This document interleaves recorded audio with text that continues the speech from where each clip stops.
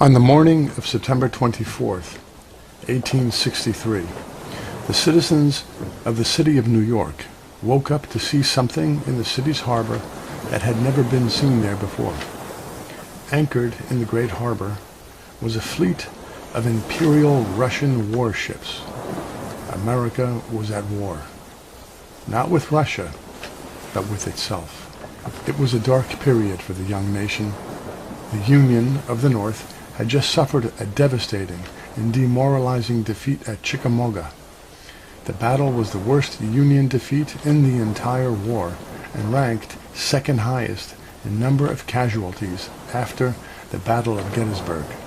The increasing prospect of an ultimate Confederate victory in the war and the real possibility of an imminent attack from Britain and France in support of the Southern Rebellion left America vulnerable and without allies. President Lincoln and his young nation were alone and surrounded by enemies. During the 19th century, Russia was really the greatest friend of the United States. And in fact, Russia helped to save the United States by coming to the aid of America during the Civil War in diplomatic and military terms. England and France were very, very sympathetic to the Confederacy for a number of reasons. England and France felt that the U.S. was a danger to them, actually. They were afraid of the growing power of America. Also, England wanted to benefit from slave labor, providing cheap cotton from the southern states.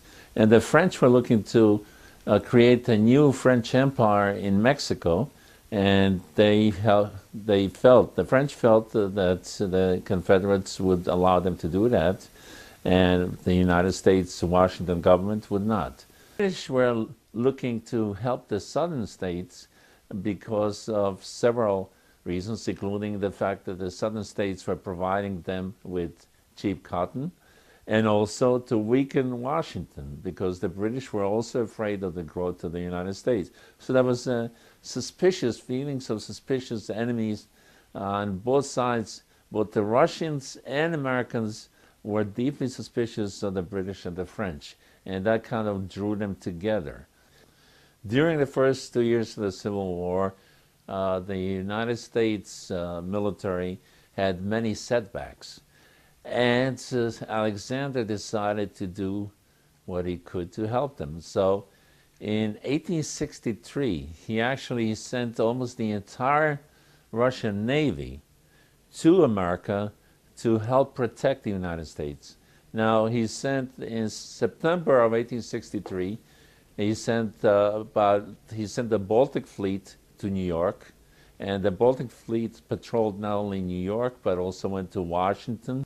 The ships actually went along the east coast of the United States, all the way from Boston to Washington, D.C., and landed and based themselves in New York City to be a shield for the United States. And this is the Baltic Fleet. The Pacific Fleet went to San Francisco and patrolled there for quite a while, about 6 months, patrolled that area, in case of an attack on the western part of the United States.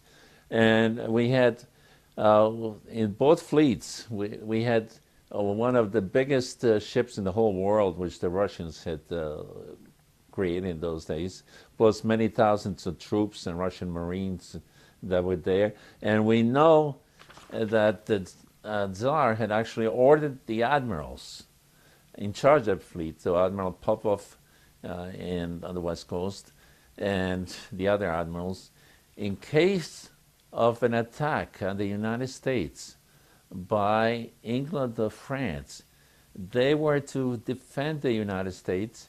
And in fact, the admiral in charge of the Baltic Fleet, which was based in New York, said that he was told by secret orders of the Tsar Alexander, that if there was an attack to the United States by England or France, he was to proceed to Washington and place himself under the orders of Abraham Lincoln to defend America.